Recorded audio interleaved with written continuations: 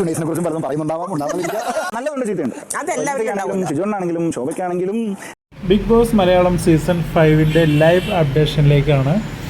റനീഷയുടെ ചേട്ടനും ഉമ്മയും അതേപോലെ തന്നെ ചേട്ടൻ്റെ മോനും വന്നിട്ടുണ്ട്. നമ്മളതിനെക്കുറിച്ച് വീഡിയോ നേരത്തെ ചെയ്തിരുന്നു.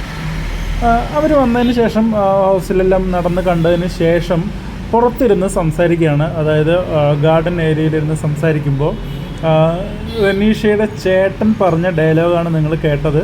ജുനൈസിനെ കുറിച്ച് പലതും പറയുന്നുണ്ടാവാം, പുറത്ത് ഉണ്ടാവാതിരിക്കാം.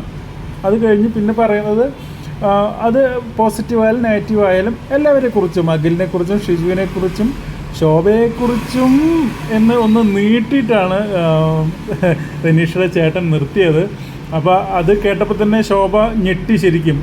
റനീഷയുടെ ചേട്ടൻ പറഞ്ഞ ആ ഒരു സ്ലാങ് ഉണ്ടല്ലോ, ഏറ്റവും അവസാനം ശോഭയെക്കുറിച്ചും എന്ന് പറഞ്ഞ് നിർത്തിയപ്പോൾ ശരിക്കും ശോഭയ്ക്ക് അത് സ്ട്രൈക്ക് ചെയ്തിട്ടുണ്ട്, തന്നെക്കുറിച്ച് എന്തോ നെഗറ്റീവ് പുറത്തുണ്ട് എന്നുള്ളത്. അപ്പോൾ അത് മനസ്സിലാക്കിയിട്ടാണോ ഇനിയുള്ള പെരുമാറ്റം എന്നുള്ളത് നമുക്ക് ഭാവിയിൽ കണ്ടറിയാം.